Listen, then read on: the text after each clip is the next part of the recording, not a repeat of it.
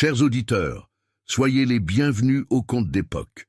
Merci de nous accompagner dans cet espace où des histoires d'amour, de rédemption et d'espoir prennent vie à travers les pages oubliées de notre France impériale. Aujourd'hui, nous allons voyager dans les années 1850, où un homme marqué par la douleur et une jeune femme abandonnée par le destin se rencontreront la nuit la plus inattendue de leur vie. Ce qui s'est passé cette veille de Noël changera à jamais le cours de leurs existences, prouvant que même dans les heures les plus sombres, l'espoir peut fleurir. Si vous appréciez les histoires d'amour et de transformation se déroulant dans la France d'antan, n'oubliez pas de vous abonner au Conte d'époque. Nous publions de nouveaux récits tous les jours. Laissez un j'aime si cette narration touche votre cœur et partagez dans les commentaires d'où vous nous écoutez et quelle est votre heure préférée pour entendre nos histoires. Le tonnerre gronda sur les montagnes de la vallée de la Loire, avec une force suffisante pour faire trembler les fenêtres du manoir. Le colonel Auguste Valois ajusta son chapeau de cuir sur sa tête, tandis qu'il observait depuis la véranda couverte les nuages noirs qui s'accumulaient sur le massif central. La pluie n'avait pas encore commencé, mais l'air lourd et électrifié annonçait la tempête qui approchait. C'était la veille de Noël de l'année 1855, et les éléments semblaient conspirer pour rendre cette date encore plus oppressante pour cet homme solitaire. Auguste avait 45 ans, bien que les rides profondes autour de ses yeux bruns foncés et les fils d'argent qui dominaient déjà ses tempes le fissent paraître plus âgé. Grand, avec des épaules larges, façonnées par des années de travail agricole, il conservait toujours la prestance altière qui lui avait valu le grade de colonel de la garde nationale. Mais il y avait quelque chose dans son regard, une tristesse ancienne qui s'y était installée et n'était jamais repartie, qui révélait les blessures invisibles qu'il portait. Cela faisait 4 ans exactement, que la fièvre jaune était arrivée dans la vallée comme un fléau divin, fauchant des vies sans distinction de classe ou de fortune. L'épidémie avait emporté son épouse Isabelle, une femme d'une rare beauté et bonté, qui dirigeait le domaine de la bonne espérance d'une main ferme, mais d'un cœur tendre. Et comme si ne pas lui avoir volé sa compagne ne suffisait pas, la maudite maladie lui avait aussi arraché son fils Pierre-Auguste, un garçon de seulement 7 ans, dont le rire résonnait encore dans les couloirs vides de la grande demeure. Le domaine de la Bonne Espérance s'étendait sur des lieux de terre fertile, sur les douces pentes de la vallée. C'était l'une des propriétés les plus prospères de la région, avec ses vignobles qui montaient des collines en rangées interminables d'arbustes verts foncés, chargés de grains de raisin rouge à cette époque de l'année. Le manoir principal, construit dans le style colonial, avec des murs en pisé et des tuiles de terre cuite, s'élevait imposante au sommet d'une élévation, entourée de jardins qu'Isabelle avait plantés de ses propres mains. Il y avait la grande véranda avec ses arches de pierre, le salon principal avec des lustres de cristal apportés de Paris, la chapelle privée où 3 générations de Valois avaient été baptisées, mariées et veillées, mais toute cette grandeur semblait vide, sans les personnes qui l'avaient remplie de vie. Auguste supportait à peine d'entrer dans la chapelle depuis les funérailles. Il évitait la chambre qui avait été celle de Pierre-Auguste, maintenue intacte par Mère Bénédicte comme un sanctuaire silencieux à la mémoire du garçon. Et à chaque Noël, la douleur se renouvelait avec une force brutale, car c'était justement au Noël de 1851 qu'Isabelle était tombée malade, succombant à la fièvre quelques jours plus tard, suivie par son fils, qui avait tenté en vain de la sauver avec ses prières enfantines. Mère Bénédicte, la femme de chambre qu'Isabelle avait affranchie 10 ans avant la tragédie, mais qui avait choisi de rester au domaine comme gouvernante, s'approcha par la véranda avec ses pas silencieux. C'était une femme à la peau sombre comme l'ébène, aux cheveux déjà complètement blancs, attachée en un chignon serré, et aux yeux qui avaient vu plus de souffrance que la plupart ne pourraient en supporter. Elle avait presque 70 ans, mais se mouvait encore avec une agilité surprenante. « Monsieur Auguste », dit-elle d'une voix rauque par le temps, utilisant le traitement qu'elle maintenait par habitude depuis des décennies. Jacques dit que vous ne devriez pas sortir avec cette tempête qui arrive. Les ouvriers agricoles des dépendances sont déjà tous rentrés. Le bétail est dans le pâturage bas. Auguste continua de regarder les nuages, les mains serrées dans le dos. Je dois vérifier les vignobles du secteur nord. Avec de fortes pluies, il pourrait y avoir un glissement de terrain sur cette pente. Nous avons perdu 2000 quintaux lors de la dernière tempête par négligence. Vous savez que ce n'est pas des vignobles que vous fuyez ? Répondit Mère Bénédicte avec la franchise que seules des décennies de cohabitation permettaient. C'est de la maison, des souvenirs, de Noël, mais fuir ne les ramènera pas et pourrait finir par nous laisser sans vous aussi. Auguste ferma les yeux un instant. La vieille gouvernante avait raison, comme toujours. Chaque veille de Noël était la même depuis 4 ans.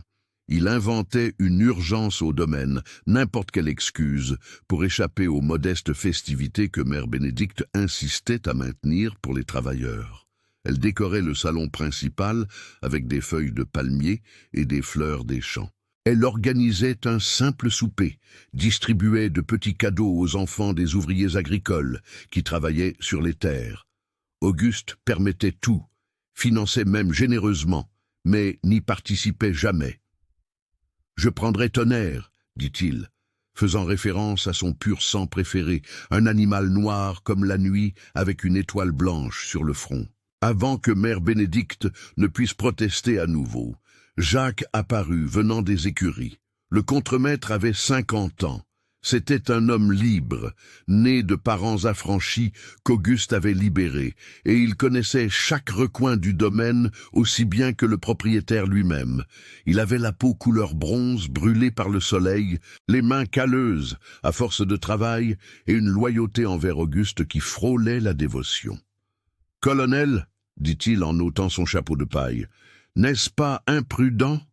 Cette tempête s'annonce forte. Je peux le voir aux éclairs. Les rivières vont monter rapidement et ce vieux pont sur le ruisseau de la Fougère est déjà fragile.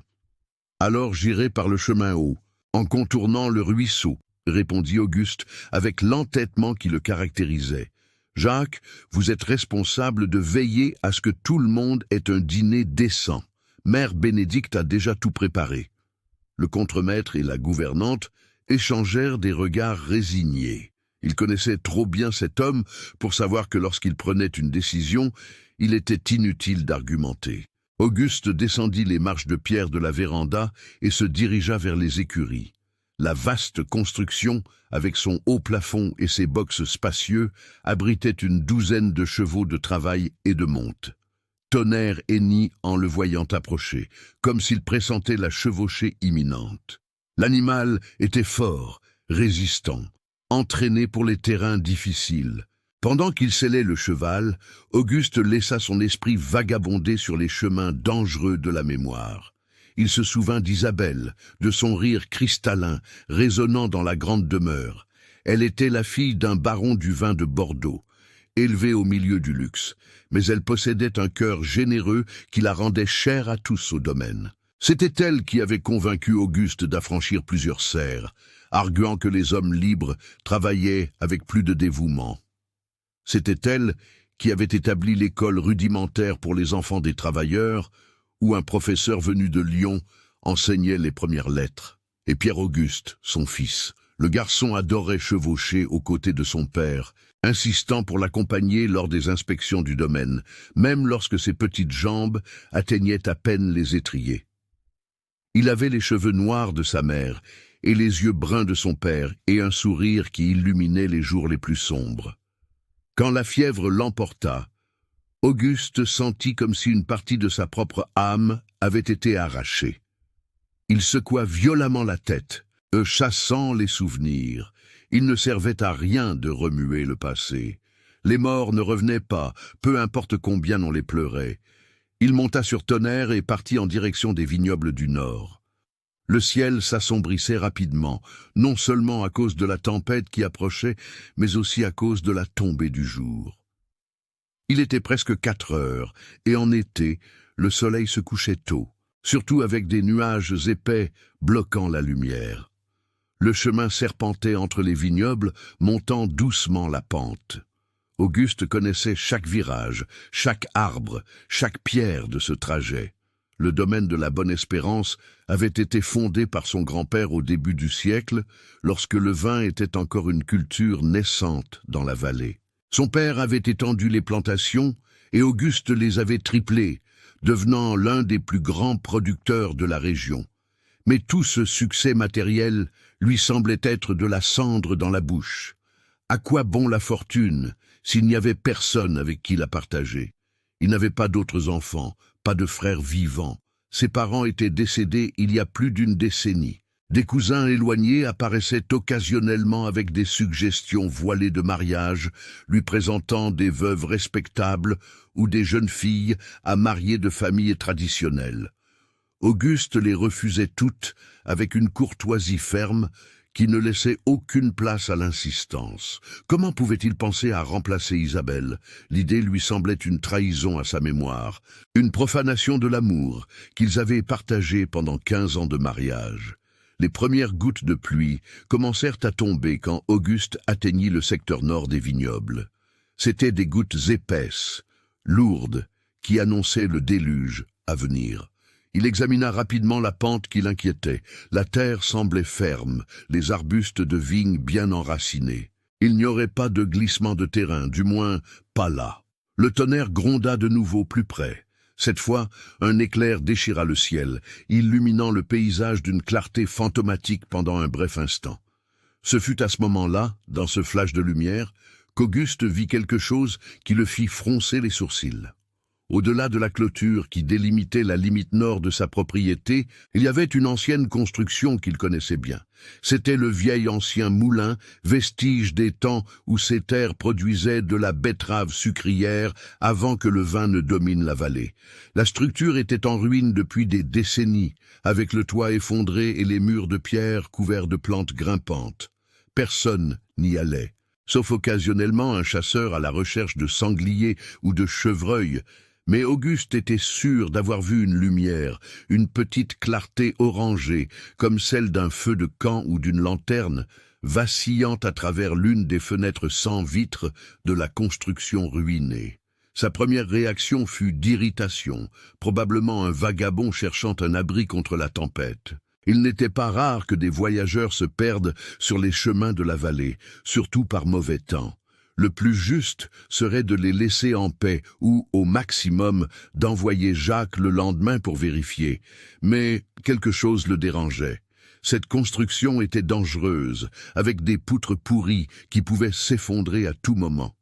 Et il y avait des serpents. Beaucoup de serpents qui faisaient leur nid dans les pierres chaudes. Si quelqu'un était à l'intérieur sans connaître les dangers, Auguste prit une décision. Cela ne coûtait rien de vérifier. Il conduisit Tonnerre vers la clôture, trouvant une barrière rarement utilisée. La pluie tombait avec plus de force maintenant, trempant ses vêtements, mais il le remarquait à peine. À mesure qu'il s'approchait de l'ancien moulin, ses sens s'aiguisèrent. Il y avait définitivement une lumière à l'intérieur, plus faible maintenant, comme si le feu s'éteignait. Et il y avait des sons, des gémissements. Non, ce n'était pas des gémissements de douleur ordinaires. C'étaient des cris étouffés, entrecoupés de silences tendus. Le cœur d'Auguste s'accéléra. Il descendit rapidement de cheval, attachant Tonnerre à un arbre proche. La pluie tombait torrentiellement maintenant, transformant le sol en boue. Des éclairs successifs illuminaient la nuit prématurée. Auguste s'avança jusqu'à l'entrée de l'ancien moulin, une ouverture sans porte où le bois avait pourri depuis des années. Ce qu'il vit en entrant le laissa complètement paralysé.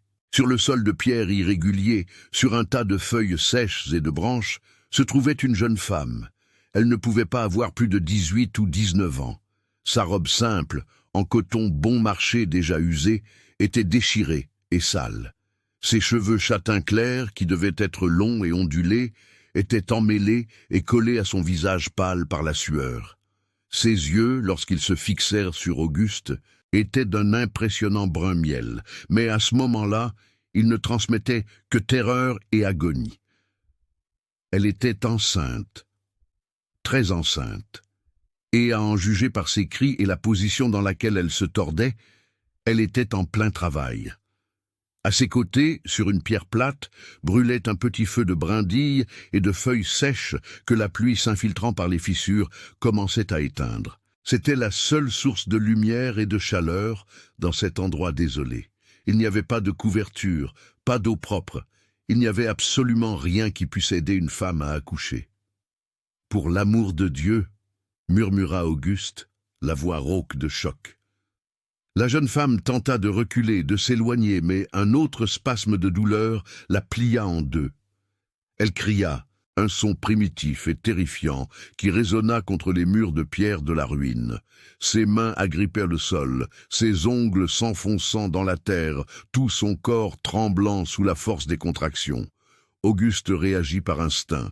Il courut vers elle, s'agenouillant dans la boue et les feuilles mouillées. « Mademoiselle, mademoiselle, écoutez-moi. Je suis le colonel Auguste Valois, propriétaire de ces terres. Je ne vous ferai pas de mal. Vous devez me dire depuis combien de temps vous êtes ainsi. » Elle le regarda avec des yeux vitreux de douleur et de peur. Elle tenta de parler, mais ne put que gémir. Puis, avec un effort visible, elle murmura « Depuis tôt ce matin. » Auguste sentit son estomac se serrer. Si elle était en travail depuis le matin, plus de 12 heures s'étaient déjà écoulées. Il regarda autour de lui, désespéré, l'entraînement militaire luttant pour prendre le dessus sur la panique. Il devait l'emmener au domaine. Mère Bénédicte connaissait les herbes, avait de l'expérience en tant que sage-femme. Elle avait déjà aidé à mettre au monde plusieurs enfants, tant dans les dépendances que parmi les ouvriers agricoles. Mais le domaine était à au moins une demi-heure de cheval, et cela dans des conditions normales. Avec la tempête, le chemin serait traître, et à l'apparence de la jeune femme, à la façon dont elle se tordait, le bébé arrivait maintenant. Il n'y avait pas de temps. « Comment vous appelez-vous » demanda-t-il, essayant de la maintenir consciente, d'établir une connexion. « Ma Marie-Claire » réussit-elle à répondre entre des dents serrées, puis elle cria de nouveau, arquant le dos, tout le corps tendu par la contraction. « Marie-Claire, écoutez-moi bien, » dit Auguste avec une fermeté qu'il ne ressentait pas. « Je vais vous emmener chez moi, mais d'abord je dois voir si le bébé arrive. Puis-je » Elle hocha faiblement la tête, des larmes coulant mêlées à la sueur. Auguste écarta le tissu déchiré de la robe avec des mains tremblantes. Il n'était pas médecin, pas sage-femme, mais il avait grandi au domaine. Il avait assisté à des naissances de poulains et de veaux. Il savait que les principes étaient similaires, même si l'idée de les comparer le mettait profondément mal à l'aise. Ce qu'il vit confirma ses pires craintes. La tête du bébé commençait à apparaître. Il n'y avait pas de temps, pas de choix. « Le bébé arrive, Marie-Claire, il arrive maintenant, » dit-il, la voix ferme, malgré la panique qu'il ressentait. Elle ne fit que gémir, mais Auguste l'interpréta comme un assentiment, retira rapidement son veston trempé et l'étendit sur le sol. Ce n'était pas grand-chose, mais c'était quelque chose. Il retira aussi sa chemise, la déchirant pour avoir des chiffons un minimum propres. La contraction vint comme une vague violente. Marie-Claire cria et poussa, le visage tordu par l'effort surhumain. Auguste retint la petite tête qui émergeait, se sentant complètement impuissant et terrifié. Tout son courage au combat, tout son commandement sur les hommes et les affaires, rien de tout cela ne l'avait préparé à ce moment. « Poussez encore !» ordonna-t-il quand une autre contraction secoua le corps de la jeune femme. Marie-Claire obéit, rugissant de douleur et d'effort. Et puis, à un moment qu'Auguste n'oublierait jamais, l'enfant glissa dans ses mains. C'était une minuscule petite fille, couverte de vernix et de sang, mais parfaite et silencieuse, terriblement silencieuse. La panique poignarda la poitrine d'Auguste. La petite fille ne pleurait pas, ne bougeait pas. Il se souvint de Pierre-Auguste, de son fils qui était né en pleurant fort, mais était mort des années plus tard, réduit au silence par la fièvre. Non, il ne pouvait pas laisser un autre enfant mourir. Il agit par instinct. Il nettoya la minuscule bouche avec un morceau de sa chemise, tourna la petite fille sur le ventre dans sa main et lui donna de fermes tapes dans le dos. Une fois, deux fois, trois. Et puis, comme un miracle, La petite fille se tordit et laissa échapper un cri fin mais indigné, qui sonna comme la plus belle musique qu'Auguste ait jamais entendue. Marie-Claire, épuisée au-delà de toute description, commença à pleurer aussi. Des larmes de soulagement coulèrent sur son visage, tandis qu'elle tendait ses bras tremblants. Auguste enveloppa la petite fille dans une partie de sa chemise déchirée et la plaça dans les bras de sa mère. « Une fille !» dit-il, la voix étranglée par une émotion qu'il ne pouvait nommer. Marie-Claire serra l'enfant contre sa poitrine, sanglotant.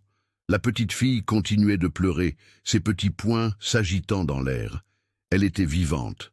Toutes deux étaient vivantes, mais Auguste savait qu'elle n'était pas encore en sécurité. Le placenta devait encore sortir. Marie-Claire avait perdu beaucoup de sang, et toutes deux étaient exposées au froid et à l'humidité par une nuit de tempête. Il devait les emmener au domaine. Il devait le faire maintenant. « Marie-Claire, dit-il fermement, je dois couper le cordon et ensuite nous irons chez moi. Là-bas, il y a une femme qui prendra soin de vous deux. Tenez bon encore un peu, juste un peu plus. » Utilisant le couteau qu'il portait toujours à sa ceinture, Auguste attacha le cordon ombilical avec des bandes déchirées de sa chemise et le coupa. Ce n'était pas la méthode idéale, mais c'était ce qu'il avait. Puis il attendit, tandis que Marie-Claire, avec des contractions plus douces maintenant, expulsait le placenta. Quand ce fut enfin terminé, Auguste agit avec une rapidité militaire, prenant la jeune femme dans ses bras, elle tenant toujours fermement sa fille contre sa poitrine. Marie-Claire était légère, dangereusement légère, comme si elle avait passé des jours sans manger correctement. L'enfant était un poids presque imperceptible. « Tenez bon », dit-il, bien qu'il ne fût pas sûr de parler à elle ou à lui-même. La pluie tombait sans pitié quand Auguste sortit de l'ancien moulin, portant Marie-Claire et le nouveau-né. Tonnerre attendait patiemment attaché à l'arbre, les oreilles baissées par l'inconfort de la tempête. Auguste lâcha les rênes d'une main, maintenant Marie-Claire en sécurité avec l'autre bras. Monter serait un défi. Normalement, il aurait placé la jeune femme sur la selle et monté derrière, mais elle était trop faible pour se tenir et avait un enfant dans les bras. Il devrait la tenir contre sa poitrine tout en contrôlant le cheval. Avec un effort considérable, Auguste réussit à monter, tirant Marie-Claire pour qu'elle s'assoie de côté sur ses genoux, appuyée contre sa poitrine. Elle gémissait doucement de douleur à chaque mouvement, mais tenait fermement sa fille. La petite fille avait cessé de pleurer, épuisée, et Auguste pria en silence pour que ce ne soit pas un signe de quelque chose de grave. « Tout ira bien », murmura-t-il, plus pour lui-même que pour elle. « Une demi-heure et nous serons à la maison. » Tonnerre partit au milieu de la tempête. Les éclairs illuminaient le chemin à intervalles irréguliers, montrant un monde transformé. Le sol était un bourbier, les ruisseaux étaient devenus des torrents furieux. Auguste connaissait chaque parcelle de ce territoire, mais sous la pluie violente et l'obscurité prématurée, même le familier semblait étrange et menaçant. Marie-Claire trembla contre sa poitrine. Il la serra plus fort, essayant de la protéger, elle et l'enfant, avec son propre corps. Elle murmura quelque chose qu'il ne put comprendre à cause du bruit de la pluie. « Quoi ?» demanda-t-il, inclinant la tête. « Merci » répéta-t-elle, la voix faible mais claire. Auguste sentit quelque chose se serrer dans sa poitrine. Il y a 4 ans, il avait prié pour que Dieu sauve son épouse et son fils. Ses prières n'avaient pas été exaucées. Cette nuit, sans l'avoir planifié, sans l'avoir demandé, il avait sauvé 2 vies. Il ne savait pas ce que cela signifiait, il ne savait pas si cela signifiait quelque chose. Mais tandis qu'il chevauchait à travers la tempête, tenant cette mère et cet enfant contre la mort, Auguste Valois sentit, pour la première fois en 4 longues années, quelque chose au-delà de la douleur qui était devenue sa compagne constante. Il sentit un but. Les lumières du domaine de la Bonne Espérance apparurent à travers le rideau de pluie comme des phares d'espoir, et tandis que des silhouettes couraient sur la véranda du manoir, tandis que des voix alarmées se mêlaient au rugissement de la tempête, Auguste serra plus fort cette jeune mère et sa fille nouveau-née. Cette nuit de Noël 1855, quelque chose avait changé. Il ne comprenait pas encore complètement quoi ni pourquoi, mais cela avait changé et il n'y avait pas de retour en arrière possible. La porte principale de la grande demeure s'ouvrit en grand avant même qu'Auguste ne descende de cheval. Mère Bénédicte apparut sur le seuil, tenant une haute lanterne, les yeux écarquillés, en percevant la scène devant elle. Jacques venait juste derrière, courant déjà les escaliers, son chapeau à la main. « Sainte Vierge !» s'exclama la gouvernante, descendant rapidement les marches de pierre, malgré son âge. « Une jeune femme !» répondit Auguste, la voix tendue par l'effort de contrôler Tonnerre d'une main, tout en tenant Marie-Claire de l'autre. « Je l'ai trouvée dans le vieil ancien moulin. Elle accouchait seule.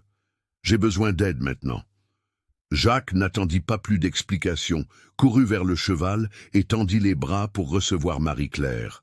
Auguste la passa soigneusement au contremaître, qui la sécurisa avec une délicatesse surprenante pour un homme de sa stature. La jeune femme gémit doucement, mais garda sa fille fermement serrée contre sa poitrine.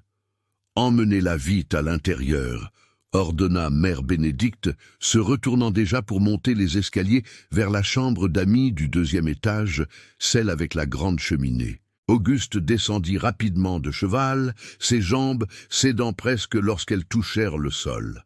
La chevauchée à travers la tempête, l'accouchement, la tension des dernières minutes, tout cela réclamait son dû maintenant, mais il n'y avait pas de temps pour la faiblesse. Il monta en courant derrière Jacques, qui portait déjà Marie-Claire par les escaliers intérieurs. La grande demeure du domaine de la Bonne Espérance avait 2 étages, le rez-de-chaussée abritant les salons principaux, la salle à manger, la bibliothèque et les bureaux, tandis que l'étage supérieur était dédié aux chambres. L'appartement vers lequel Mère Bénédicte les dirigeait se trouvait dans l'aile est, une pièce spacieuse, avec un lit à baldaquin en bois noble, des armoires sculptées et une cheminée en pierre qui crépitait déjà avec du bois sec. 2 servantes domestiques, Joseph et Rita, avaient déjà été appelées et attendaient avec des bassines d'eau chaude, des linges propres et des draps blancs. Leurs expressions montraient curiosité et préoccupation à parts égales. « Mettez-la au lit », instruisit Mère Bénédicte, prenant le commandement avec l'autorité de celle qui avait passé des décennies à s'occuper de cette maison. Avec soin, Jacques. Rita, apportez plus de lanternes. Joseph, allez chercher ma malle d'herbe dans le garde-manger. Et vous, monsieur Auguste, allez changer ses vêtements trempés avant d'attraper une pneumonie. Mais Auguste ne bougea pas. Il resta immobile près de la porte, observant tandis que Jacques déposait Marie-Claire sur le matelas moelleux.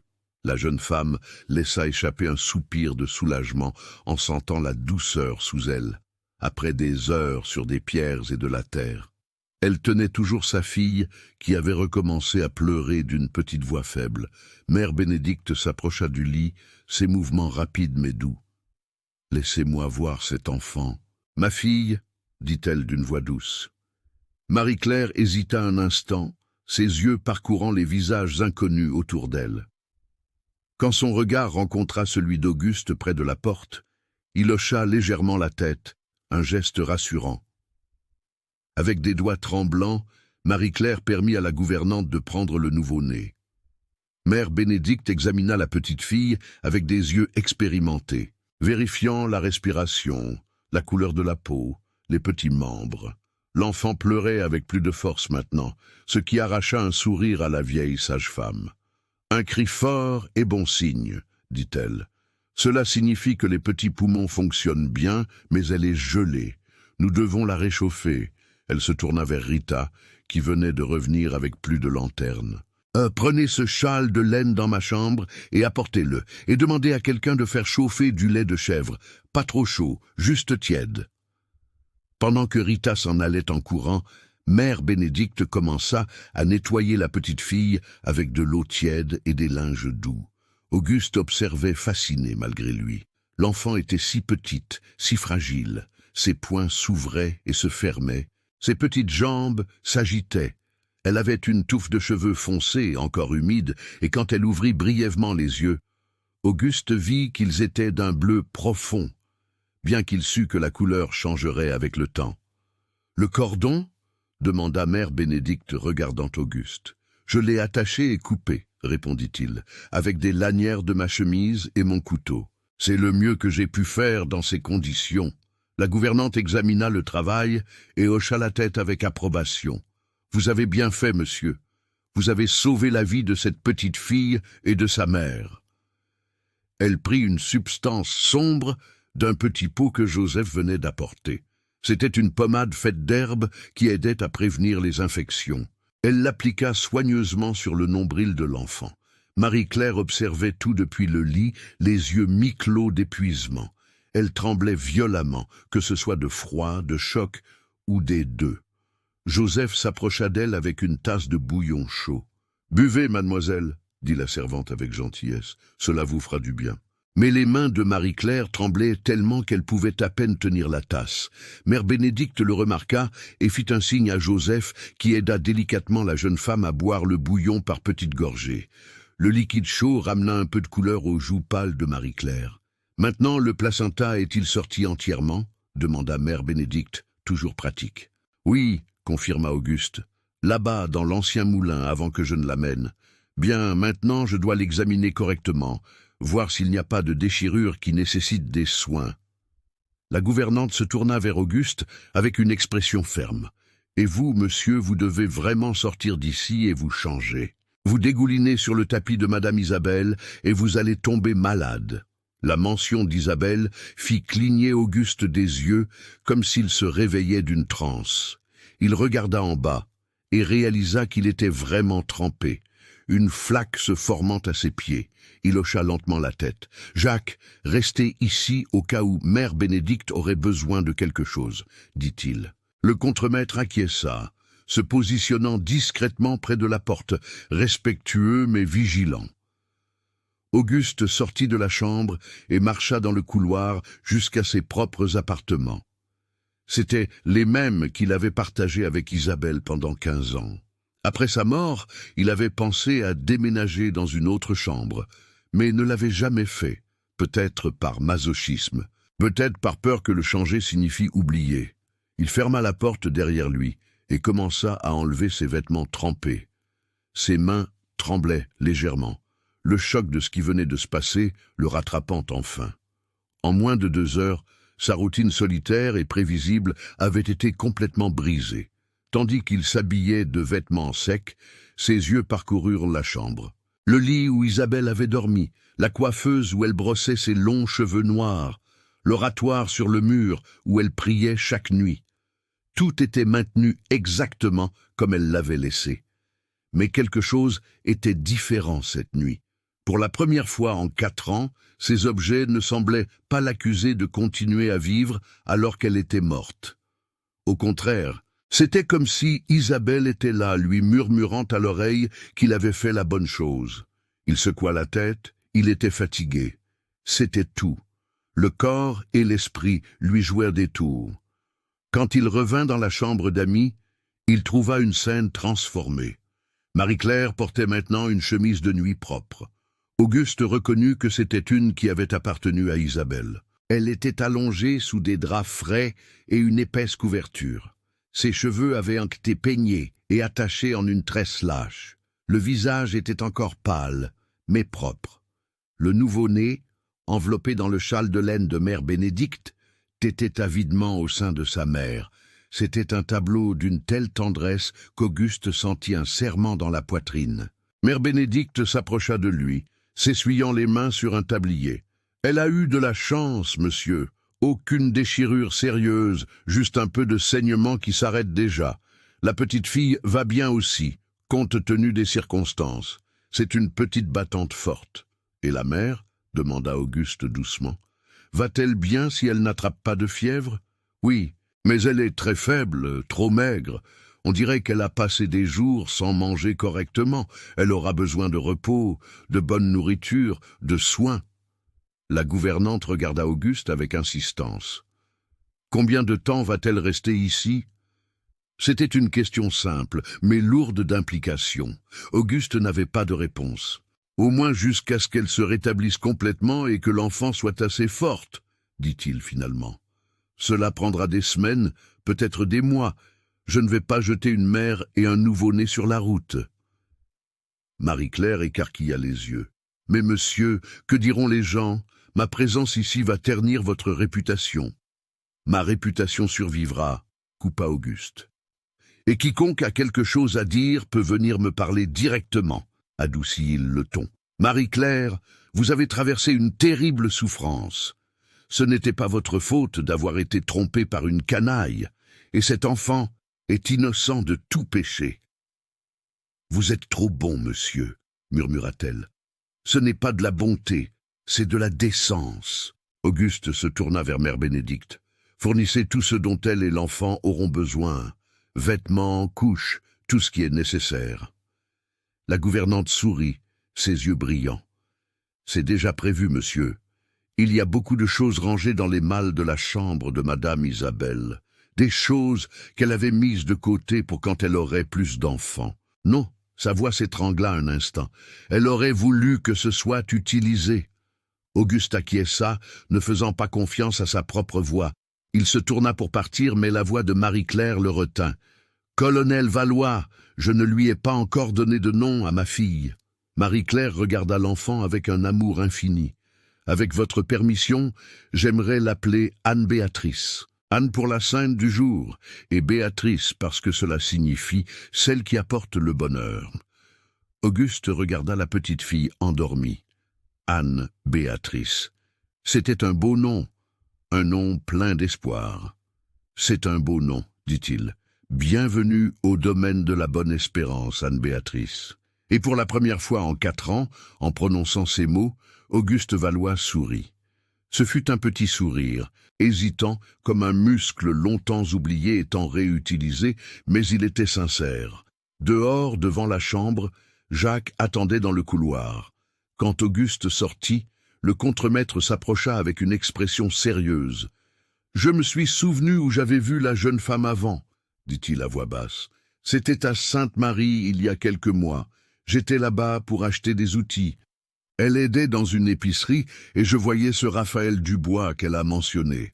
C'était un type prétentieux, plein de manières. »« Alors, son histoire est vraie, » murmura Auguste. « Tout indique que oui. » Jacques hésita.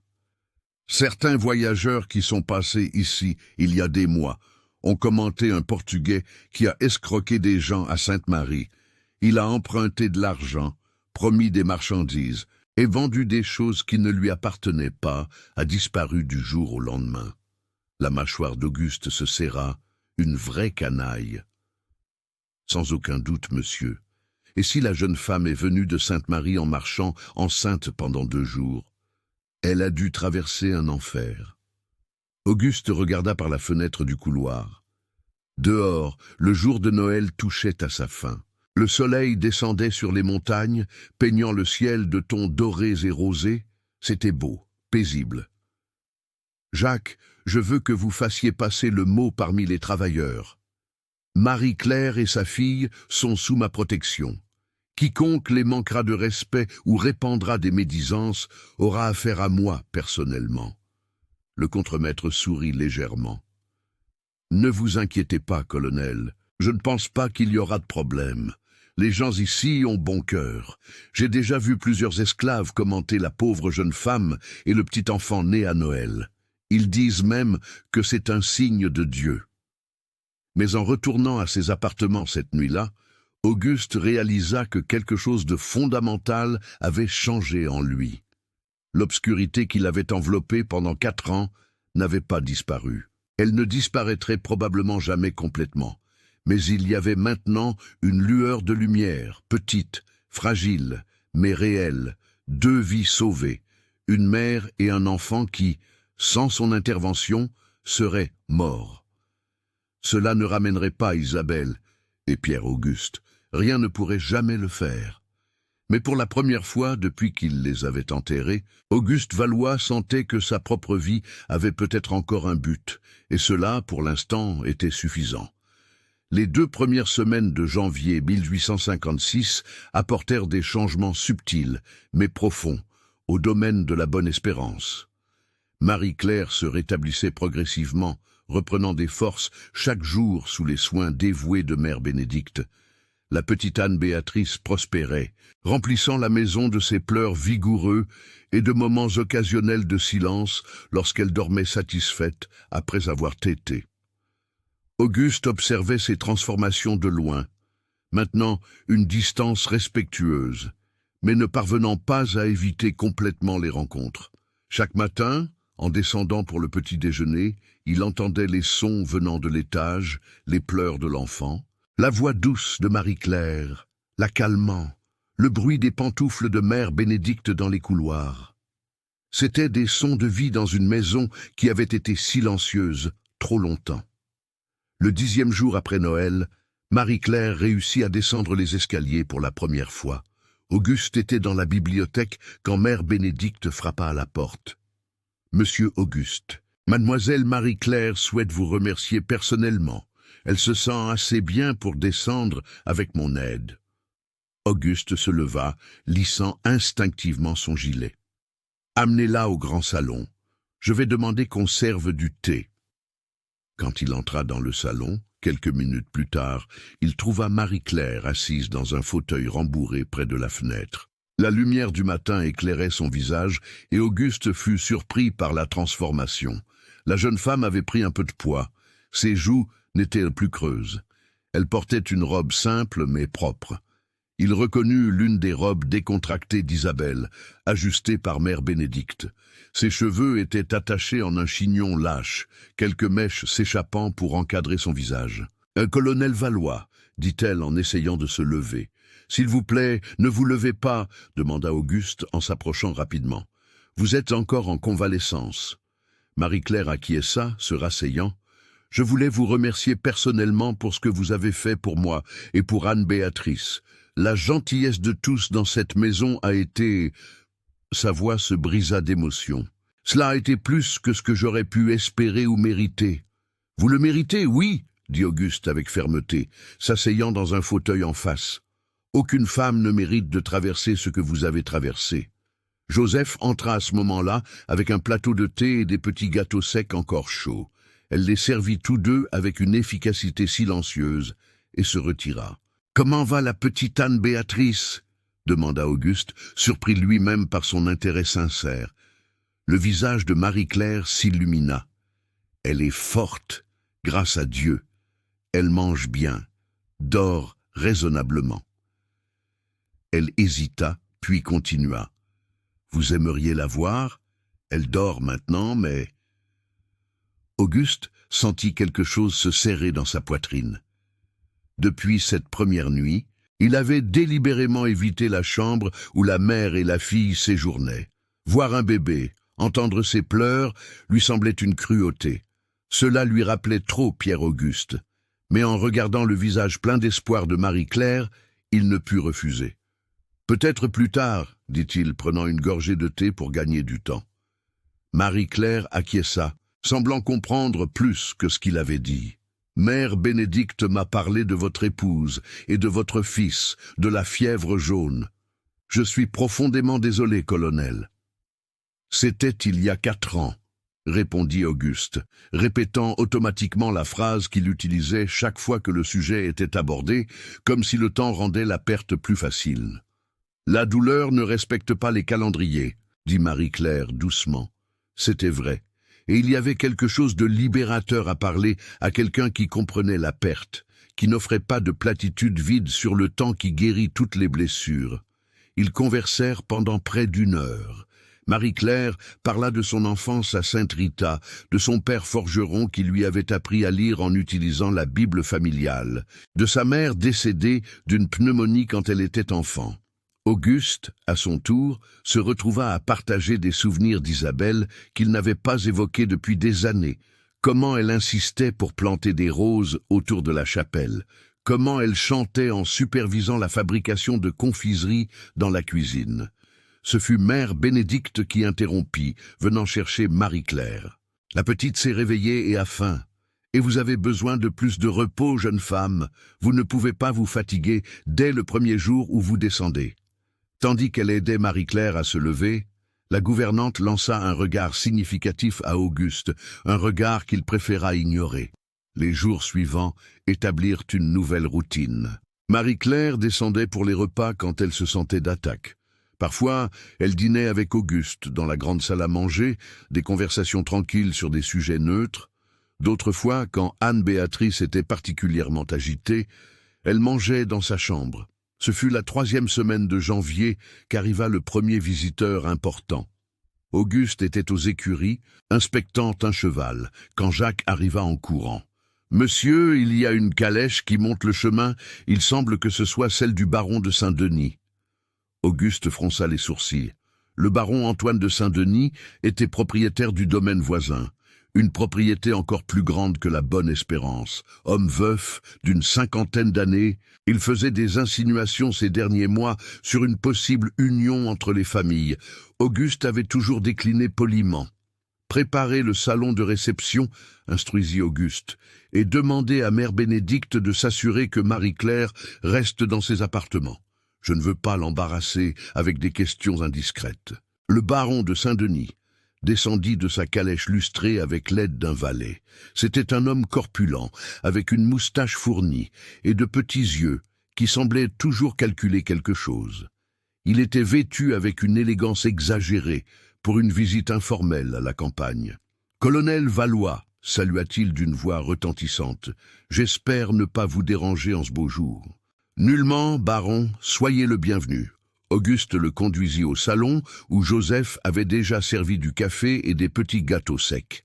Après les salutations formelles et quelques minutes de conversation sur la récolte de café, le baron en vint au fait. « Colonel, des rumeurs intéressantes circulent à propos de votre domaine, » dit-il, ses petits yeux fixés sur Auguste. « On dit que vous hébergez une jeune femme, une inconnue. » Auguste garda une expression neutre. Les rumeurs voyagent vite. Elles voyagent toujours, surtout quand elles impliquent un homme de votre position. Le baron prit une gorgée de café. Mon intention n'est pas de m'immiscer, mais en tant que votre voisin et, j'ose le dire, ami, je me sens obligé de vous avertir. Une femme célibataire, sans lien de parenté, vivant sous votre toit, cela peut engendrer des conversations désagréables.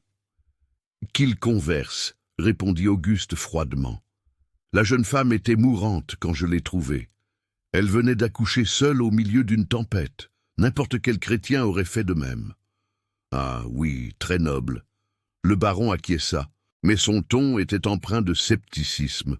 Et combien de temps comptez-vous la garder, jusqu'à ce qu'elle se rétablisse complètement et soit en mesure de reprendre son chemin? Et si elle ne veut suivre aucun chemin? La question fut posée avec désinvolture, mais Auguste perçut l'insinuation venimeuse derrière.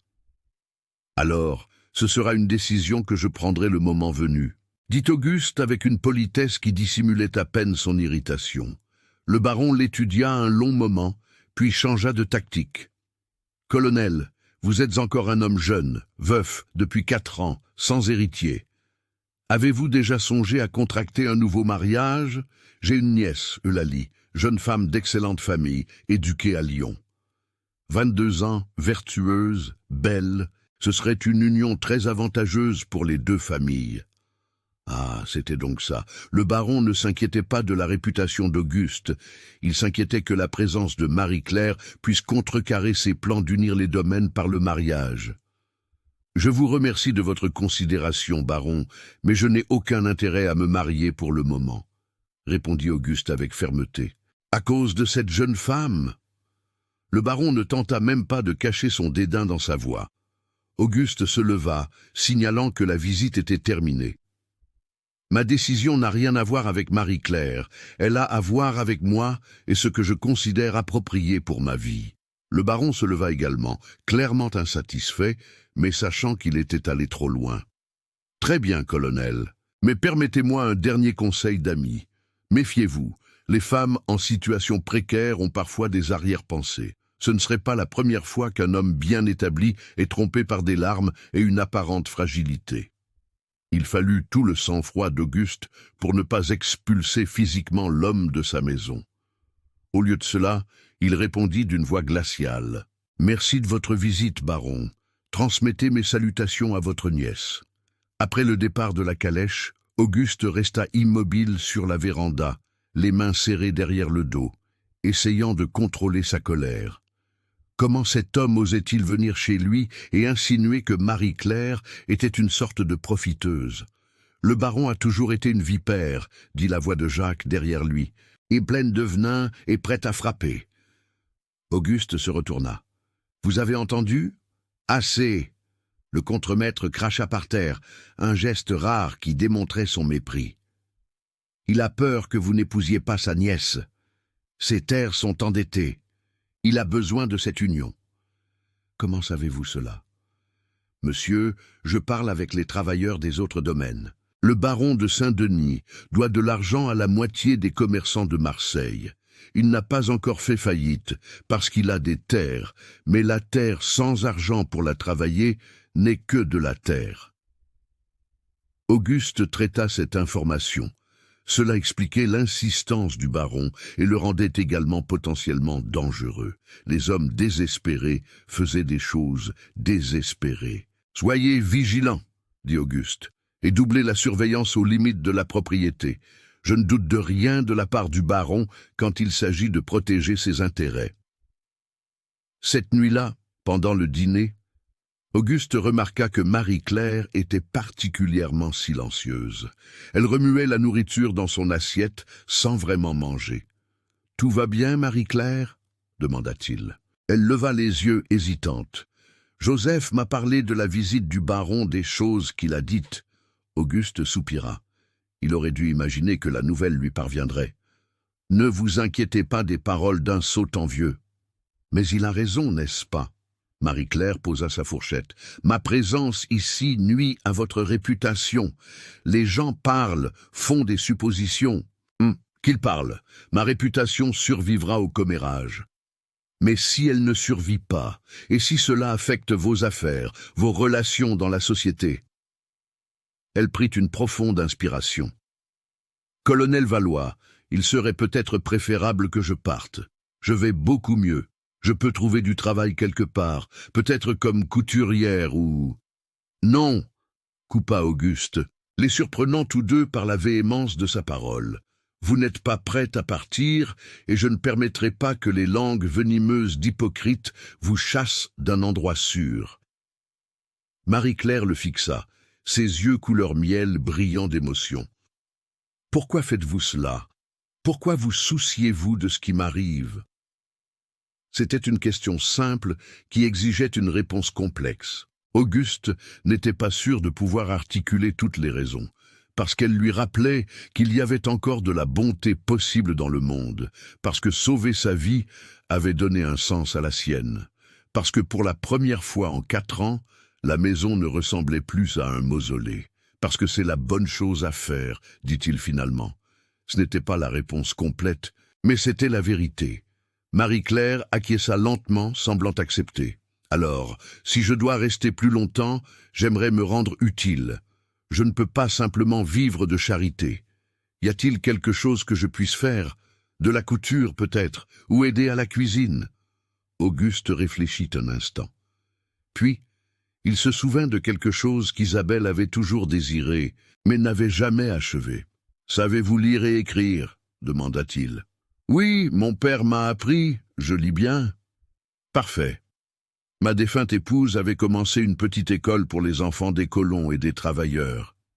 Après sa mort, le professeur qui venait de Lyon a cessé de venir. Les enfants sont restés sans instruction depuis. » Auguste se pencha en avant. « Si vous êtes disposé, vous pourriez prendre cette tâche en charge. Ce serait un vrai travail, pas de la charité, et cela vous tiendrait occupé. » Le visage de Marie-Claire s'illumina pour la première fois depuis la conversation sur le baron. « J'adorerais travailler avec des enfants, enseigner, ce serait merveilleux. » « Alors c'est décidé. Quand vous serez complètement rétabli, vous pourrez commencer. » Cette nuit-là, quand Auguste monta à ses appartements, il entendit un sanglot venant de la chambre de Marie-Claire. Non pas les pleurs d'Anne-Béatrice, mais un son différent. Il hésita, puis frappa doucement à la porte. « Marie-Claire, tout va bien ?» La porte s'ouvrit. Marie-Claire avait les yeux rouges, mais souriait. Elle tenait Anne-Béatrice dans ses bras. Excusez-moi si je vous ai dérangé, c'est qu'elle vient de sourire pour la première fois, un vrai sourire, pas seulement des gaz. Et j'ai pensé à quel point mon père aurait adoré voir ça. Et les larmes revinrent. Auguste resta là, immobile, ne sachant que faire. Puis, suivant une impulsion, il tendit les bras. Puis-je? Marie-Claire cligna des yeux, surprise, mais lui tendit délicatement le bébé. Auguste tint Anne-Béatrice avec des mains qui se souvenaient parfaitement comment tenir un enfant, même après 4 ans. La petite le fixa avec de grands yeux sérieux. Elle avait une touffe de cheveux foncés, maintenant plus évidente, et ses joues s'étaient arrondies. Et puis cela arriva. Anne-Béatrice sourit, un sourire large, édenté, absolument radieux. Auguste sentit quelque chose se briser en lui, non pas douloureusement, mais comme de la glace qui fond. Des larmes, les premières qu'il s'était permises depuis les funérailles de son fils, remplirent ses yeux. « Elle a souri », murmura-t-il d'une voix étranglée. « Elle a vraiment souri. » Marie-Claire toucha son bras gentiment. « Je crois qu'elle sait que vous nous avez sauvé la vie. » Auguste lui rendit le bébé, essuyant rapidement ses yeux. « Dormez bien, Marie-Claire. Vous aussi, petite Anne. » Il retourna dans sa chambre, ferma la porte et pour la première fois depuis des années, se permit de pleurer. Il pleura pour Isabelle, pour Pierre-Auguste, pour toutes les années de douleur, mais il pleura aussi de soulagement, parce que quelque chose en lui qui avait été gelé commençait enfin à fondre.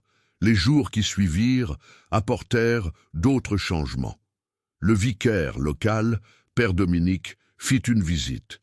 C'était un homme âgé, aux yeux doux et aux cheveux blancs, qui avait servi la communauté pendant des décennies. « Colonel Valois, dit-il après les salutations initiales, je suis venu vérifier la véracité des rumeurs concernant une jeune mère dans votre maison. » Auguste se tendit, se préparant à d'autres jugements, mais le prêtre leva la main.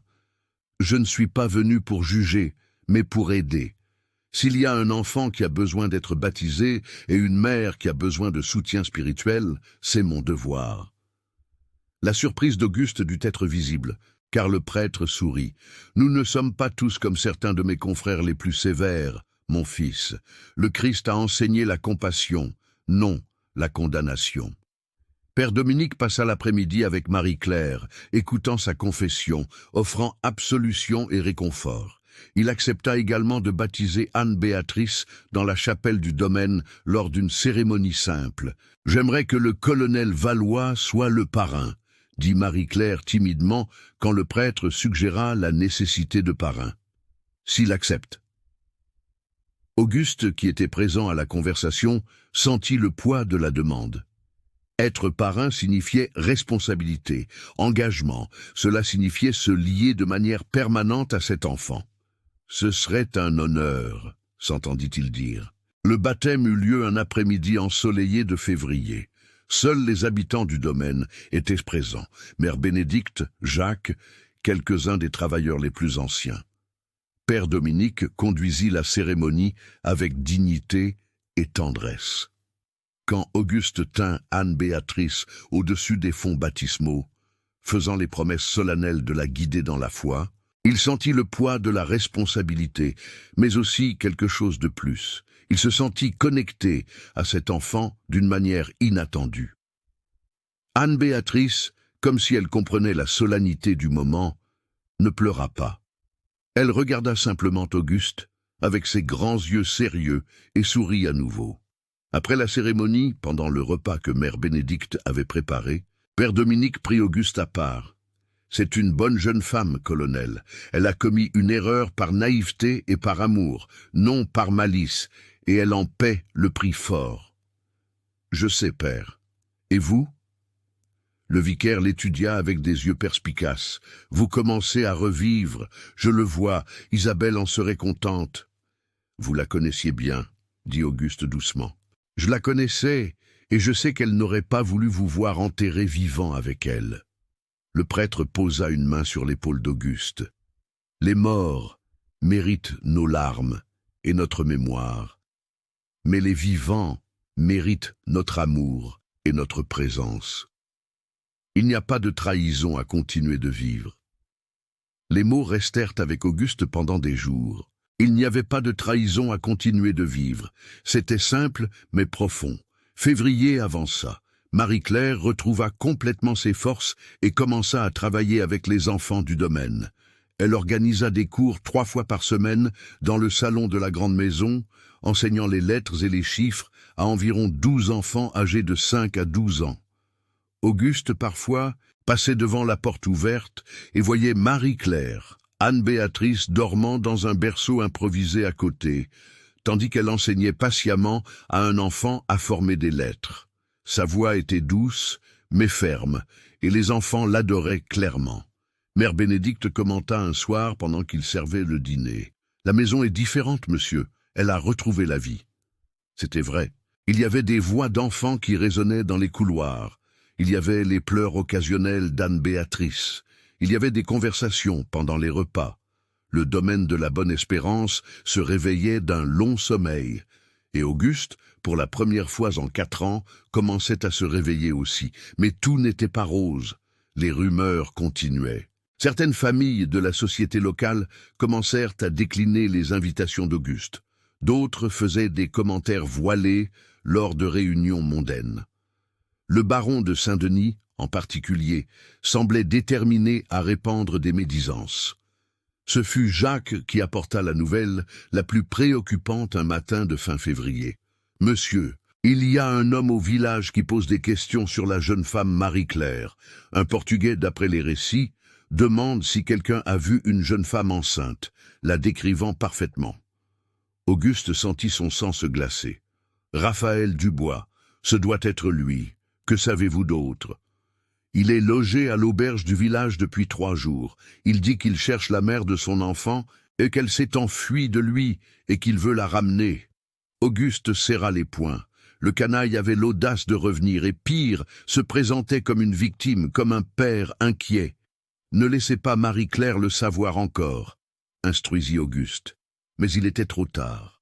Quand Auguste entra pour le dîner ce soir-là, il trouva Marie-Claire pâle comme la cire, tremblante.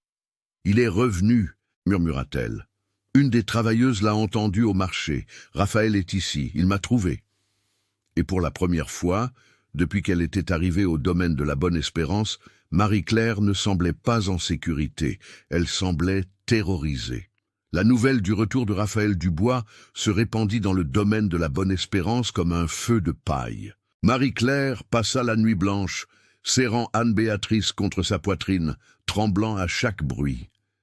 Mère Bénédicte resta avec elle, offrant du thé à la mélisse et des mots de réconfort qui semblaient insuffisants face à la terreur dans les yeux de la jeune femme. Auguste ne dormit pas mieux. Il passa la nuit dans son bureau à planifier, pensant à toutes les possibilités.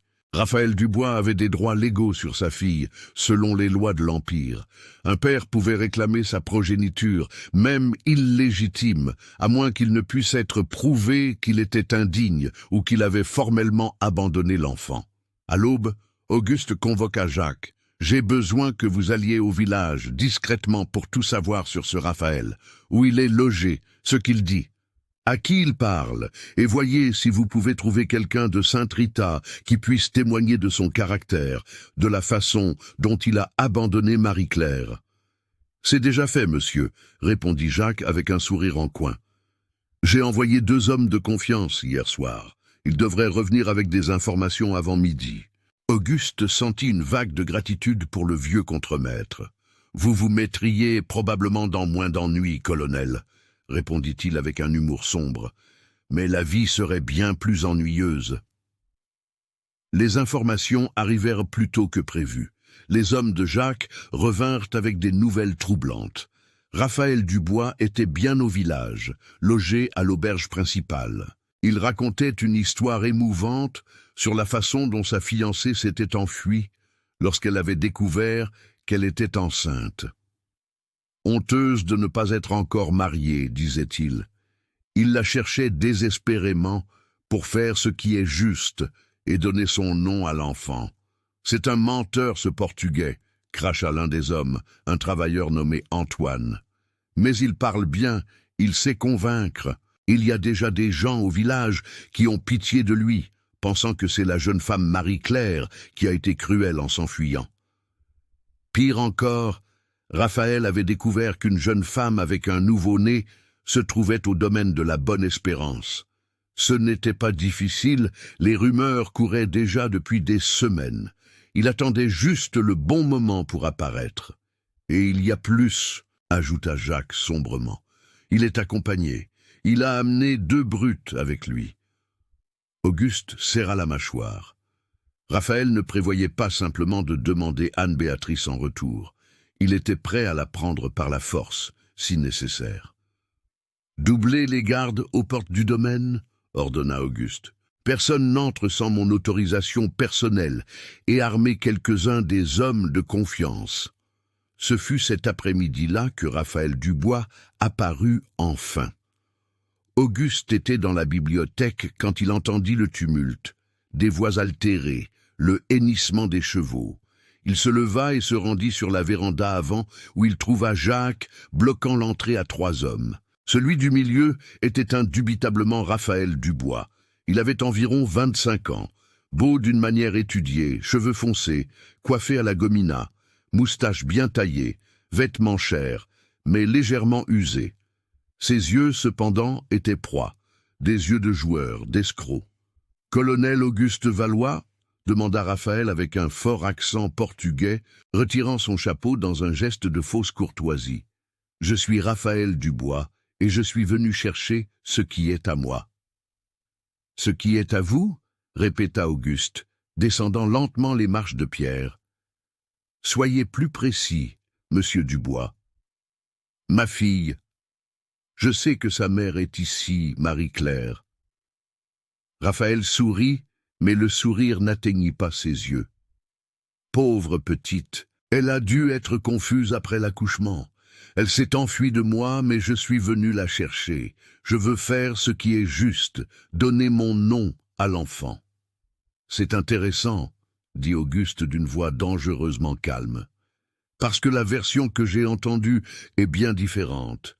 J'ai entendu dire que vous avez séduit une jeune femme innocente, l'avez mise enceinte et vous êtes ensuite enfui comme un lâche quand elle a eu besoin de vous. » Le masque de Raphaël glissa un instant, révélant de la colère, mais il se ressaisit rapidement. « Malentendu, colonel. Vous savez comment sont les femmes? Dramatiques. Nous avons eu une dispute d'amoureux, j'ai dû voyager pour affaires. Quand je suis revenu, elle avait disparu. » Menteur, dit une voix tremblante mais ferme. Tous se retournèrent. Marie-Claire était à la porte de la maison, pâle mais droite. Mère Bénédicte était derrière elle, une main protectrice sur son épaule. « Marie-Claire !» s'exclama Raphaël avançant. Jacques s'interposa immédiatement. « Mon amour, quelle joie de vous voir! Et où est notre petite fille ?»« N'osez pas l'appeler notre, » dit Marie-Claire, sa voix gagnant en force. « Vous n'avez pas voulu savoir d'elle quand vous avez découvert que j'étais enceinte. Vous m'avez traité de menteuse, de femme facile. Vous avez dit que l'enfant n'était pas la vôtre. » J'étais en colère, confus. Je ne savais pas ce que je disais. Raphaël tenta de paraître repentant. « Mais maintenant je sais. Je veux vous épouser, Marie-Claire. Donner notre nom à la petite. Être une famille. Je ne veux rien de vous, je n'ai jamais voulu. » Marie-Claire leva le menton. « Et Anne-Béatrice n'a pas besoin de vous non plus. »« Anne-Béatrice » Raphaël sourit. « Alors c'est une fille. Parfait. Et je suis désolé, Marie-Claire, mais la loi est de mon côté. Je suis le père. J'ai droit à l'enfant. »« Vous avez abandonné cet enfant avant même sa naissance, » intervint Auguste. « Vous avez répandu des mensonges sur la mère, détruit sa réputation, et maintenant vous venez la réclamer. Pourquoi? L'argent. Pensez-vous que je vais payer pour que vous disparaissiez ?» Raphaël le fixa, et un instant, le masque tomba complètement. « C'est exactement ça, colonel. Je vois que vous êtes un homme perspicace. J'ai des dettes, j'ai besoin de fonds. Et on dit que vous êtes généreux, surtout avec les jeunes femmes en difficulté. » Le ton était insinuant, dégoûtant. « Sortez de ma propriété, » dit Auguste, la voix basse, mais chargée de menaces. « Maintenant, pas sans ma fille. » Cet enfant n'est pas le vôtre. Vous l'avez répudié. Et même si la loi vous donne un droit technique, je jure devant Dieu que je ne vous laisserai pas l'approcher. Raphaël fit un pas en avant, ses 2 hommes de main l'accompagnant. Vous allez m'en empêcher, colonel? Ce serait un enlèvement. Je peux porter cette affaire devant le juge. S'il vous plaît, faites-le, dit Auguste avec un sourire froid. J'adorerais raconter au juge Leclerc, qui par hasard est mon ami de longue date, vos activités à Sainte-Rita, l'argent que vous avez volé, les marchandises que vous avez vendues sans les posséder, les prêts que vous n'avez jamais remboursés. J'ai des témoins prêts à déposer. C'était un bluff partiel. Auguste avait quelques informations, mais pas toutes les preuves qu'il prétendait, mais cela fonctionna. Raphaël hésita, sa confiance vacillant. De plus, continua Auguste, Marie-Claire est sous ma protection. Toute action contre elle sera considérée comme une action contre moi. Et moi, monsieur Dubois, j'ai beaucoup plus d'influence dans cette région qu'un commerçant portugais en fuite. Le silence qui suivit était tendu, lourd. Les hommes de main de Raphaël regardaient nerveusement entre leur employeur et Auguste. Jacques et plusieurs autres travailleurs du domaine s'étaient approchés, formant un mur silencieux mais intimidant. Finalement, Raphaël recula. « Ce n'est pas fini, colonel. Je reviendrai avec l'autorité légale. Nous verrons alors qui a le plus d'influence. »« Je vous attendrai, » répondit Auguste. Raphaël et ses hommes montèrent à cheval et partirent, mais pas avant que Raphaël ne lance un dernier regard venimeux à Marie-Claire. « Vous le regretterez, » dit-il doucement, mais assez fort pour qu'elle l'entende. Tous les deux. Quand ils disparurent enfin sur la route, Marie-Claire s'effondra. Littéralement, ses jambes cédèrent, et elle serait tombée si Mère Bénédicte ne l'avait pas retenue.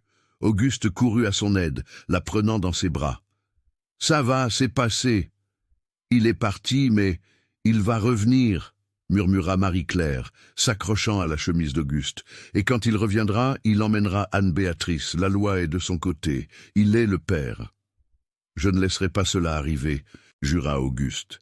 Marie-Claire leva les yeux, les larmes coulant. « Comment pouvez-vous l'empêcher? Vous l'avez dit vous-même, il a des droits légaux. » Auguste regarda ses yeux couleur miel, y vit la terreur et le désespoir, et quelque chose en lui se cristallisa. Une décision qui se formait depuis des semaines, mais qu'il n'avait pas le courage d'affronter. Il y a un moyen. Marie-Claire le fixa, confuse. « Quel moyen ?» Auguste prit une profonde inspiration. « Le mariage. Si nous nous marions, je l'adopterai légalement. Raphaël n'aurait plus aucun droit. » Le silence qui suivit fut absolu. Même Bénédicte resta sans voix. « Vous me demandez en mariage ?» Marie-Claire réussit enfin à dire, sa voix à peine un murmure. « Pas de la manière dont cela devrait être, » admit Auguste. « Ce n'est ni romantique ni planifié, mais c'est pratique, et cela vous protégerait toutes les deux. »« Mais vous ne m'aimez pas, » dit Marie-Claire, la voix brisée. « Vous aimez toujours votre épouse, et je ne serai rien d'autre qu'une commodité. » Les mots frappèrent Auguste comme un coup de poing. C'était la vérité. Il aimait toujours Isabelle, toujours Marie, mais ses sentiments pour Marie-Claire étaient devenus plus que de la compassion. « Marie-Claire, » commença-t-il, mais elle l'interrompit.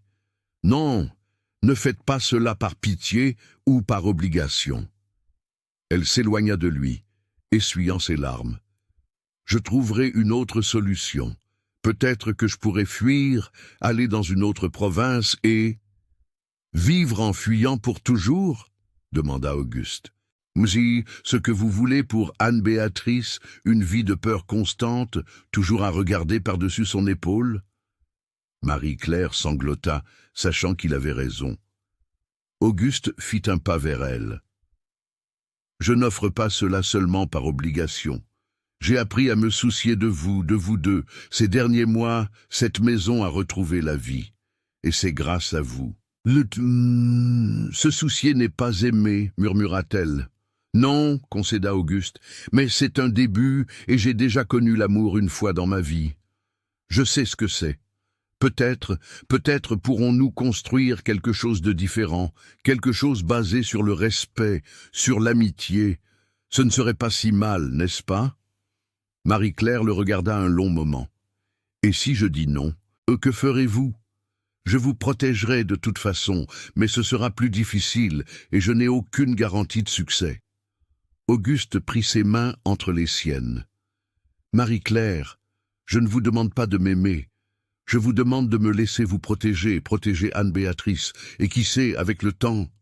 Il laissa la phrase inachevée, mais le sens était clair. Marie-Claire ferma les yeux, les larmes coulant toujours. Quand elle les rouvrit, il y avait en eux une détermination qui n'était pas là auparavant.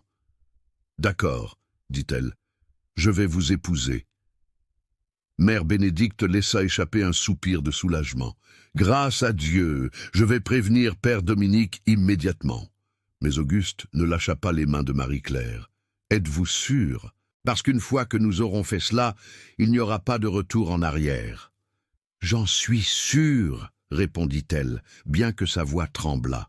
« Pour Anne-Béatrice, pour elle, je ferai n'importe quoi. » Auguste la sentit, essayant d'ignorer la pointe de douleur en réalisant qu'elle faisait cela uniquement pour sa fille, pas pour lui. Mais que pouvait-il attendre d'autre? Il se connaissait depuis moins de 3 mois, et il avait lui-même admis qu'il ne l'aimait pas de la même manière qu'il avait aimé Isabelle. Mais peut-être qu'avec le temps, cela changerait pour tous les deux. Les préparatifs du mariage furent rapides et discrets. Père Dominique accepta de célébrer la cérémonie, dans 1 semaine, à la chapelle du domaine. Ce serait quelque chose de simple, avec seulement les habitants du domaine comme témoins. « Ce n'est pas le mariage dont toute jeune femme rêve », dit Marie-Claire un soir pendant qu'ils dînaient.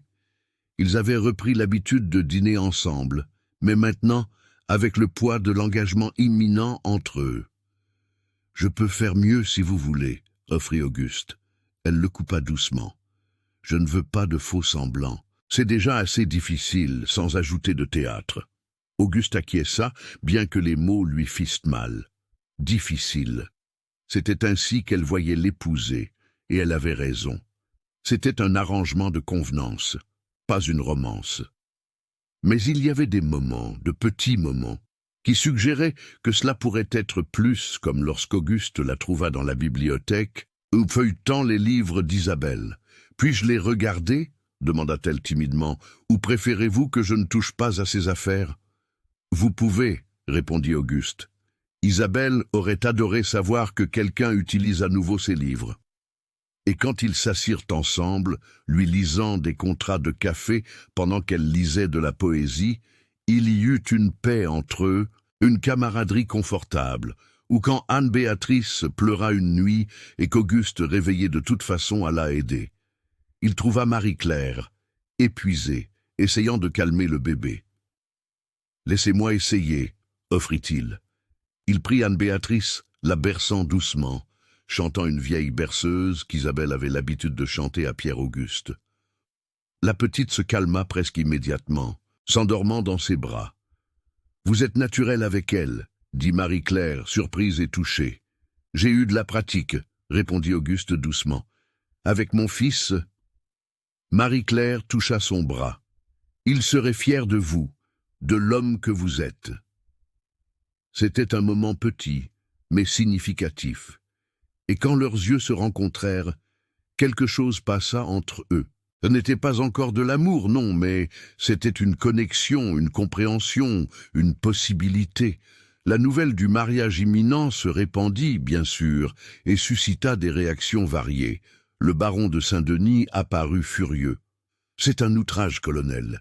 Épouser une femme de réputation douteuse. Ma fiancée, » corrigea Auguste froidement. « C'est une femme honorable qui a été trompée par un canaille, » en se référant à la future Madame Valois.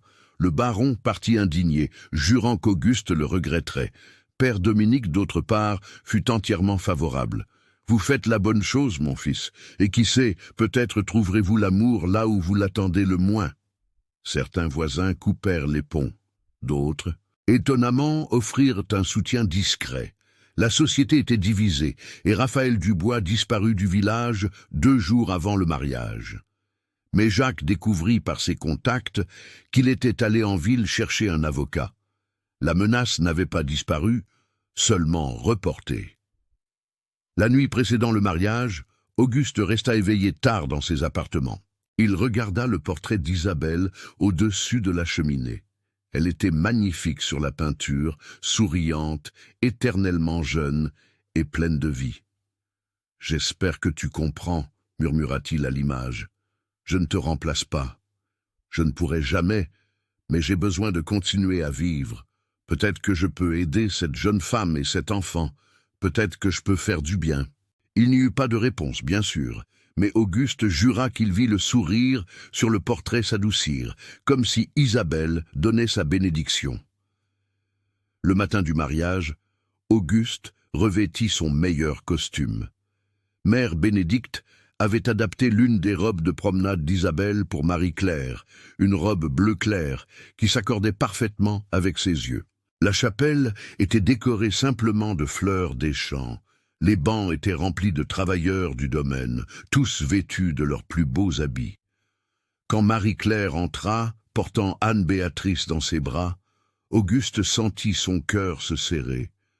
Elle était belle, mais aussi effrayée. Ses yeux rencontrèrent les siens à travers la chapelle, cherchant un réconfort. Auguste sourit, hocha la tête. Tout irait bien, ils y arriveraient. Père Dominique conduisit la cérémonie avec dignité et tendresse. Quand vint l'heure des vœux, Auguste et Marie-Claire parlèrent d'une voix claire, bien qu'émue. « Acceptez-vous Marie-Claire Dubois comme votre légitime épouse pour l'aimer et la respecter dans la santé et dans la maladie, dans la joie et dans la tristesse pour le reste de votre vie ?»« J'accepte, » dit Auguste. C'était vrai. Peut-être ne l'aimait-il pas encore, mais il la respectait et s'engageait à construire quelque chose avec elle. « J'accepte, » murmura Marie-Claire, regardant Anne-Béatrice avant de regarder Auguste. Et il comprit. Elle acceptait pour sa fille, mais elle acceptait. Quand Père Dominique les déclara mari et femme, il y eut des applaudissements sincères des personnes présentes. Mère Bénédicte pleurait ouvertement. Jacques souriait largement. Auguste se pencha et embrassa doucement la joue de Marie-Claire. Ce n'était pas un baiser de passion, mais de promesse, d'engagement. « Bienvenue dans la famille Valois », murmura-t-il. Marie-Claire sourit, et pour la première fois depuis qu'ils s'étaient rencontrés, ce fut un sourire sans ombre de peur. « Merci pour tout. » La célébration fut modeste mais joyeuse. Mère Bénédicte avait préparé un banquet avec les ressources du domaine. Cochon de lait rôti, riz, haricots à la paysanne, semoule de manioc grillé, pâtes de fruits à la citrouille et à la goyave. Il y avait de la musique avec quelques travailleurs jouant de la guitare et de l'accordéon. Auguste et Marie-Claire ouvrirent le bal, un mouvement traditionnel mais nécessaire. Il la tint respectueusement, gardant une distance appropriée. « Je n'ai jamais très bien dansé, » confessa-t-elle. « Vous vous en sortez parfaitement, » assura-t-il. Quand la nuit se termina et que les invités se retirèrent, vint le moment embarrassant. Marie-Claire regarda les escalades, puis Auguste. « J'ai préparé la chambre d'amis pour moi et Anne-Béatrice » dit-elle rapidement. « Non, » dit Auguste gentiment. « Vous êtes ma femme maintenant. Vos appartements doivent être appropriés. »« Mais il y a 2 pièces communicantes, » expliqua-t-il. « Vous et Anne-Béatrice pouvez rester dans la chambre principale. Je resterai dans l'annexe. Nous serons proches, mais vous aurez votre intimité. Quand et si vous voulez changer cela, ce sera votre décision. » Marie-Claire le regarda avec gratitude et soulagement. « Merci de comprendre. »« Nous avons prononcé nos vœux aujourd'hui, » répondit Auguste. « Mais nous savons tous deux que la confiance et l'intimité véritable prennent du temps à se construire. J'ai le temps. Nous avons le temps. » Cette nuit-là, pour la première fois en 4 ans, la chambre principale du domaine de la Bonne-Espérance eut une femme qui y dormait, et Auguste, allongé dans l'annexe, entendit le doux pleur d'Anne-Béatrice, apaisé par la voix mélodieuse de Marie-Claire chantant une berceuse. Et pour la première fois en 4 ans, il ne se sentit pas complètement seul. Le mariage était fait. L'avenir, incertain mais plein de possibilités, attendait. Auguste et Marie-Claire sont maintenant mari et femme, mais un mariage de convenance peut-il se transformer en amour véritable? Et Raphaël Dubois acceptera-t-il la défaite?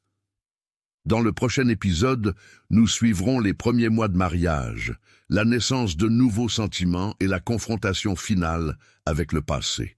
Restez avec nous sur Contes d'époque. N'oubliez pas de laisser un j'aime et de vous abonner à la chaîne. Les premiers mois de mariage furent une danse délicate d'approche et de recul. Auguste et Marie-Claire habitaient la même maison, partageaient les repas, géraient ensemble le domaine, mais maintenaient toujours une distance prudente, comme deux animaux blessés, apprenant à faire confiance à nouveau. Marie-Claire assuma progressivement les rôles de maîtresse du domaine de la Bonne Espérance. Elle supervisait la maison, guidait les esclaves domestiques, continuait l'école pour les enfants. Elle faisait tout avec dévouement et compétence. Mais Auguste percevait qu'elle attendait toujours son approbation avant de prendre des décisions importantes. « Vous n'avez pas besoin de me demander la permission pour tout », dit-il un matin, après qu'elle lui eut demandé si elle pouvait réorganiser le garde-manger. « Vous êtes la maîtresse de cette maison maintenant. Votre parole a autant de poids que la mienne. » Marie-Claire le regarda avec surprise. « Mais c'était des affaires d'Isabelle. Je ne veux pas manquer de respect. » « Isabelle n'est plus là, » dit Auguste gentiment, « et elle aurait adoré savoir que quelqu'un prend soin de sa maison avec tant d'affection. Faites les changements que vous jugerez nécessaires. Cette maison est la vôtre, autant qu'elle fut la sienne. » Ce fut un moment petit mais significatif. Marie-Claire commença à imprimer sa propre marque sur le domaine, organisant, modernisant, apportant une nouvelle énergie à des espaces qui avaient été stagnants pendant des années. Anne-Béatrice prospérait, grandissant forte et en bonne santé. À 3 mois, elle souriait déjà à tout le monde, surtout à Auguste. Le colonel.